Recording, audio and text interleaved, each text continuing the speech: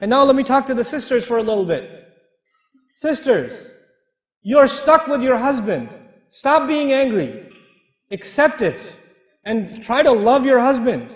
Try to make your husband happy. Because believe me, if he gets even a little bit happy, you will be really happy. I'm telling you, right now you say, I'm angry, why should he be happy? I know you, I know. I've talked to enough of you, I know. He doesn't care about me, why should I care about him? And he thinks the same thing. She doesn't care about me, why should I care about her? You start. You be nice to him. You smile at him and he'll get all shocked, like, why are you smiling? What? Is everything okay? You know, is your mother here? Is that why, you know? You know? You have to be nice to your husband. Don't dress up when you go to a wedding. Dress up for your husband. Even if you have 4 kids, it doesn't matter. Dress up for your husband. There's enough shaitan and fitna outside. So your husband should find beauty in you, not anywhere else. You should compliment your wife. You should say nice things to your wife. You shouldn't just always complain. Where are the keys? Where's the mail? Did you get the groceries? Did you do this? Oh, you didn't do anything. Oh, you don't listen to me. Stop, man. There's not enough salt. There's too much salt. There's not enough sugar. There's too much sugar. There's not hot enough. It's too hot. Stop. Stop.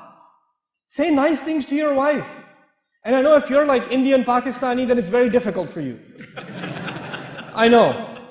It's very hard to say nice things to your wife. In our culture, if you say nice things to your wife, your ribs hurt. Like,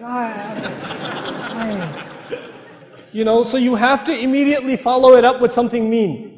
You have to say something bad right after to balance the equation. You can't just say nice things.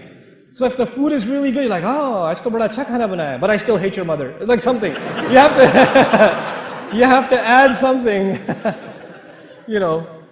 But don't try to be, this is the dua. We are asking Allah to give us so much happiness from our wife and our husband and our children that it makes us want to cry out of joy. How will that happen? You cannot ask Allah for something and not make any effort yourself. It doesn't work that way. You cannot say, Rabbi ja'alni muqim as-salati. Ya Allah, make me establisher of the prayer. And you're sitting, lying down in bed, adhan's going on, you're like, Rabbi ja'alni muqim as-salati.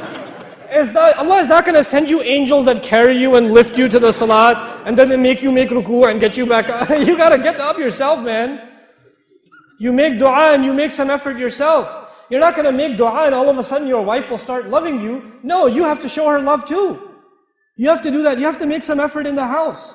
I am telling you, this is the work of the ummah today. Fixing the family. Fixing the family. And when our children see that the husband and wife are fighting with each other, they slip through the cracks. So they get in trouble with the mother, they run to the father. When they get in trouble with the father, they run to the mother. And they know they can do whatever they want that way. Because they know father and mother don't like each other. When father and mother are a team, oh man, then they got nowhere to go.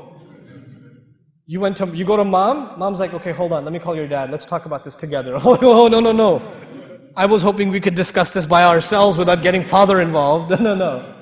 You know, this is hablana min azwajina wa dhurriyatina qurrata a'yun. And why should we do this? Why should I care so much about raising a good family, being a good husband? Wallahi, when you're a good husband, your son will be a good husband. When you're a good wife, your daughter will be a good wife. Sisters, this is what's and if you're not, then you will create bad families down in the future. And you will be the fault. You will be the reason. So we say, وَجْعَلْنَا لِلْمُتَّقِينَ إِمَامًا. Make us imam, make us leaders over people that have taqwa. In other words, everybody who has a household is an imam. You have an imam of the masjid. You have an imam of, the musalla. But every house has an imam. You're the imam of your house. I don't care if you have a beard or not. You're the imam of your house. I don't care if you memorize Quran or not. You're the imam of your house. And you want to make sure that your household, that you are imam over, these people are muttaqeen. The last thing I want to share with you about these requirements is why. Why did Allah say, وَجْعَلْنَا لِلْمُتَّقِينَ إِمَامًا? On Judgment Day, when I stand in front of Allah as an imam over my 6 children and my wife, when I am imam over them, they will be tied to me. And if I didn't do my job with them, and they made mistakes because of me, their mistakes will also cost me. I will be dragged down with them. But if I raised my children correctly, and I did good with them, and they went on to serve Allah's deen, and become good people, earned good deeds, then Allah raises them. And when He raises them, automatically, because I'm chained to them, He raises me. We ask Allah to be with Imam of our muttaqeen. Because we ask that because we need it on Judgment Day. My deeds are not enough. I'm going to need commission from my children, and their children, and their children, and their children.